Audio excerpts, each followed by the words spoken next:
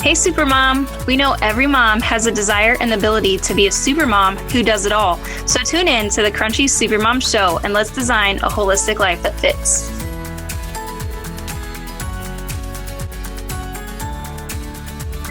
Hey Supermoms! I'm Mandy. And I'm Sarah. And we are your hosts and the creators of the Crunchy Supermom blog. If you missed the last episode, tune into episode 010 where we go into great detail on the case for raw milk and why on earth processed nut milks are Whole30 approved, but raw milk doesn't make the cut. In this episode today, we're talking about our ridiculously messy homes. Yes, you heard me right. Our homes are messy too. And not just messy sometimes. I would say they're messy every single day because we have very young children who are home with us all day since we homeschool. Let's just get to it. Be sure to subscribe so you can never miss an episode. Get the power plan at crunchysupermom.com/011. We're adding a segment to our shows called the 2-Minute Tear Apart, where we closely examine something we have come across in our lives to determine if it fits our goal of living a healthy life. At the end of the 2 minutes, you should know the ins and outs of the practice or product we tear apart. Are you ready, Sarah? Should we do this? I am. Let me get 2 minutes on the clock here because you're going to take this one away for us, right? Yes. Alrighty. And here we go. Okay. This week, I'm going to talk about my favorite cleaning tool and one that I know I can't live without, and it is a steam mop. I mop a huge area of our home twice a week since we have hardwood floors in part of our house with this steam mop. And it really doesn't take me over 15 minutes from start to finish. And there is no way I could ever have clean floors without this tool. It takes me no time to fill a container with some distilled water, put on the mopping pad, plug it in, and get started. Some brands, I think, don't require distilled water, but I do think that using it prolongs the life of the steam mop. My specific recommendation is for the Bissell steam mop because I've been so happy with their customer service. I have the Bissell Power Fresh steam mop. However, I don't use the scented items that come with the steam mop at all, and you do not need to. I've used the same mop for quite a few years, but when I had my first mop break while it was still under warranty, all I had to do was email the company and explain what was happening. They told me all I had to do was take a picture of my mop with the cord cut, and they'd send me a new one right away. I had a brand new mop in my hands within a week, and it was virtually painless for me, since all I needed was the proof that I was not keeping my old one. That was the picture thing of the electrical cord. And we are not affiliates of Bissell, so this is just my completely unbiased experience with them. Yeah, that's fantastic. I was definitely sold when you told me about that. So yeah, I know. It's huge. I could not find it locally, and I think I told you, I moved into a really terrible house for a little bit, and we just went and got the Shark. And it's working okay, but I've read about the Bissell. It sounds amazing. But a steam mop in general, I think I agree with you. I couldn't live without it. No, it's so much easier. So much faster. It definitely is. Wow, we came under time on that one. But do you use any other mop in between your steam mop? I don't. I just use that one. And I'll do it twice a week. And because it's so fast. And even my older kids could even use it. They'll do it sometimes for me, but then it turns into a huge fight over who gets to use it. So that's funny. Sometimes it's not worth it. Well, there's our 2 minutes. That was great. So my only question again with that, do you buy gallons of distilled or do you use your distiller? I just use our distiller because we have it and that's what we use. Nice. Okay. Yeah. I'm just using, I do use the Berkey water. My kids are like, Mom, don't waste the good drinking water to clean. But I want to preserve it, but I don't know if you have to either. I don't either. Yeah. A lot of them say now that you don't have to, and it probably might not matter. Right. And a warning to anyone who uses essential oils when they're mopping, you can put it on your mop pad, but don't put it inside your reservoir, no matter what other people say. Have you read how people recommend doing that? No, I didn't even know that was an option. Oh my gosh. Yeah, that's just oil. Oil and water, they don't mix. So putting oil inside of that reservoir is not a good idea. But I put like a drop of orange on my pad right before I put it on the steam mop, and that's it. Just for scent. Yeah. That sounds good, yeah. So now I guess we need to get back to our messy home since we've been talking about cleaning. I know. Now that you let the cat out of the bag, I guess we need to talk about the messy house. Explain yourself, Mandy. Sometimes I wonder, because of all of our discussion on routines and cleaning, if people don't think maybe our homes look perfect all the time. Do you think that we sound that way? I really do. I mean, I've said it before that on one of our past episodes, actually, that I had a mom come by after we'd all been sick with the flu, and she just stopped by to pick up some food. And she's like, I am so happy to see your house this messy. And it was just like, one, she probably never witnessed like the kids and I in action before. You know, obviously if you're hosting, your house is clean. Yeah. I just thought it was so funny. Everyone must think that our house is perfectly clean at every single second of the day, for sure. Yeah. And that's not true. No. I wish it was, like, me personally. Yeah, in my dreams, it totally is. Right, exactly. I mean, but every day it's a mess. And it's gotten less messy because I have worked really hard to declutter, and I don't know how, but like, I mean, I'm constantly trying to declutter, and like, we just haul off like stuff, and I'm like, we are not bringing in this much. Yeah. But I think that, like, you know, I'm trying to be more purposeful with anything that I buy so that we don't bring in more stuff. But with 4 kids at home all day, parts of my house are truly messy every single day. Right. And I mean, I would love it, like we said, if it could just stay neat all the time, but that's not feasible with little kids. Oh, no. Without limiting their play. And of course, I don't want to do that. And I guess the biggest difference that maybe that what other people are seeing is that we are able to pick up our mess at the end of the day, and we end with a clean home. And so that gives me, like, it reduces my anxiety and helps me not feel just frustrated because I feel like things are under control. I don't have to sweat the messes that they create throughout the day because I know that it's going to be cleaned up. And we have what we call clean sweeps, where we just have different parts of the day where we're set aside for picking up. But the main one that we do is things have to be put away in the correct spots in the late afternoon, so before dinner. And there's times they'll leave out certain toys that they all set up. You know, they have this giant setup and they don't want to put it away. So we leave that out for them, but everything else around it will be cleaned up so they can just have the space to play with that one setup that they have. Right. So how about you? How is your messy home? Yeah, I mean, I'm in the same, I do the same thing that you do. I am in like an abundantly messy season of life, and it's not working super well for my husband.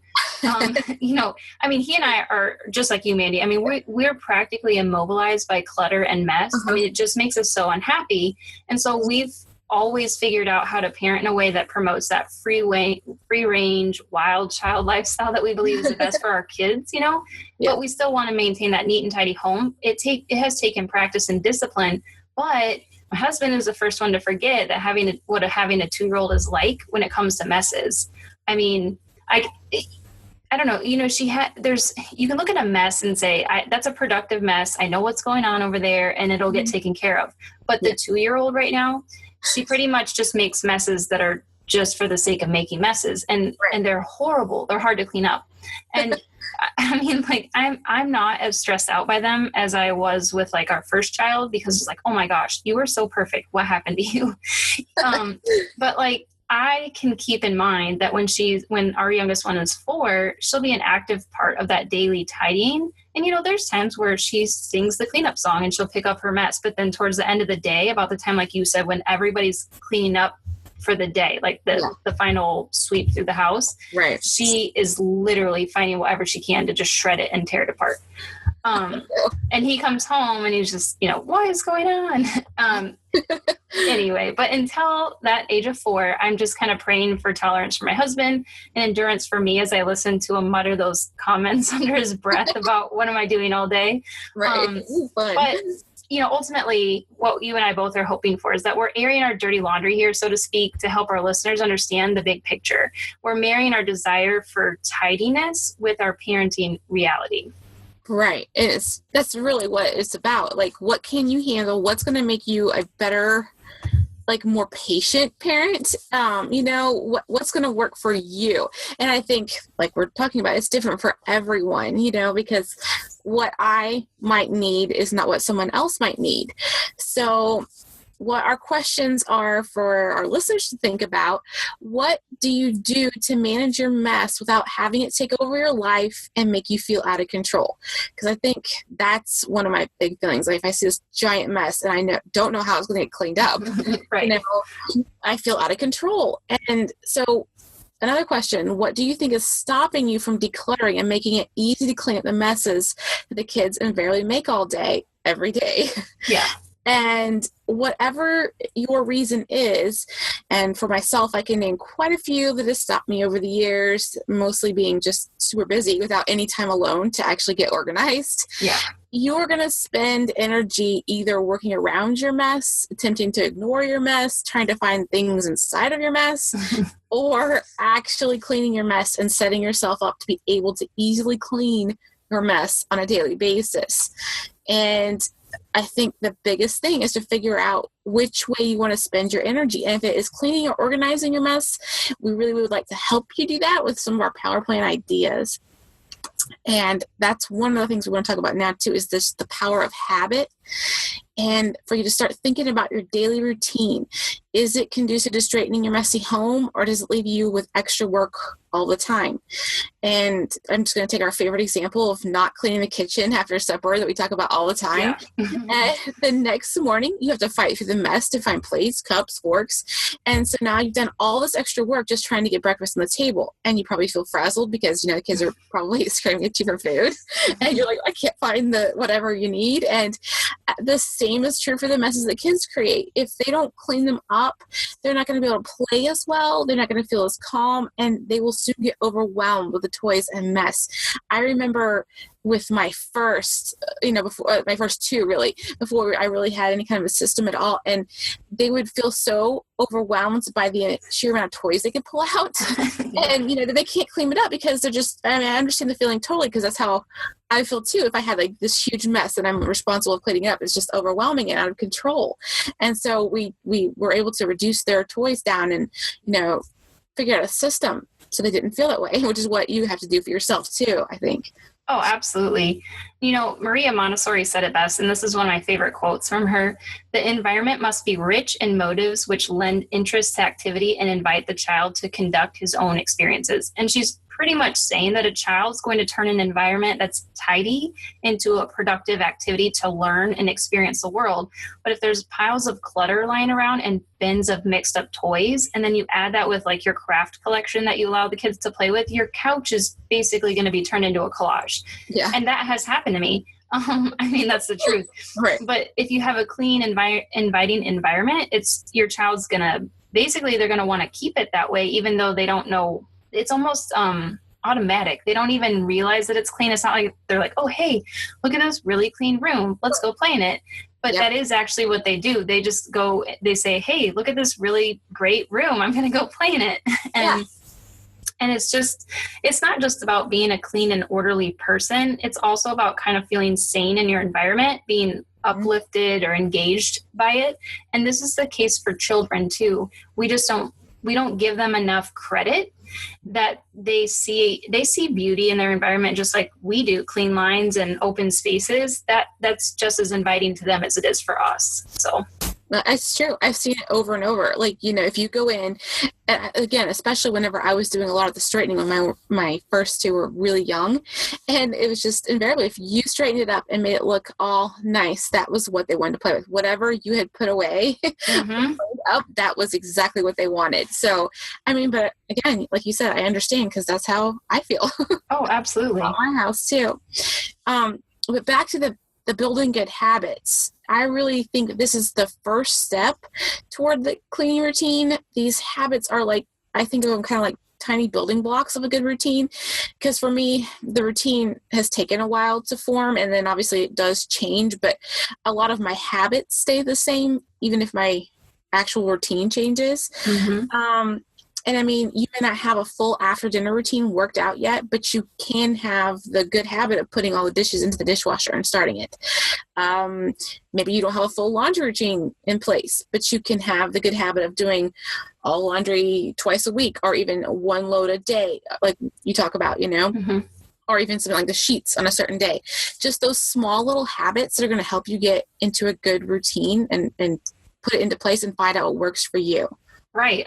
The one small crunch at a time that we talk about, it applies here times 1,000. The more you repeat that action, that small step, like you're saying, just doing the dishes after dinner, the quicker you're going to get at it, and the more you can kind of expand that action to include like a nearby task. So I do the dishes every night after dinner, and I wipe the counters. So that's, now you're building your evening routine. So right. And without having to think about it, right. The habit is so ingrained that you don't have to put mental energy into it anymore, which is like a huge relief, because at that point in the day, I'm done. If I after dinner, I'm like, oh, we have bedtime routine still to go. But like having to think too much about what I need to do and when I need to do it, when the kids are like all hyped up and talking to you a mile a minute, because mine get really wound up at that time of day. Like, yes, for sure. They're like all talking and all super excited. So I cannot think. So I have to just go on autopilot, which is it's just easier. And my favorite habits are the ones that are just the most necessary for me. And again, the laundry and the dishes. I start my dishwasher at night. I have it empty before breakfast every day. I do all of our laundry twice a week on certain days. And then I do other load of laundry every day as well. One or two, or maybe three, depending on the little babies or whatever's going on in our lives. It basically never stops going, I think. No, I'm sure not. My other favorite habit is cleaning up one section of the house before breakfast. And I do this straightening or cleaning even if the kids are in the midst of like this huge game of playing and making a huge mess like around me. I still go about my own daily habit, and I don't worry about their mess because I know that they're going to clean their part at a different time. Like they're not in with mine, right, necessarily on my same routine, but they're going to pick it up in a few minutes even, and it allows me just to like step around their mess without feeling anxious because I know when they're going to get their parts cleaned up.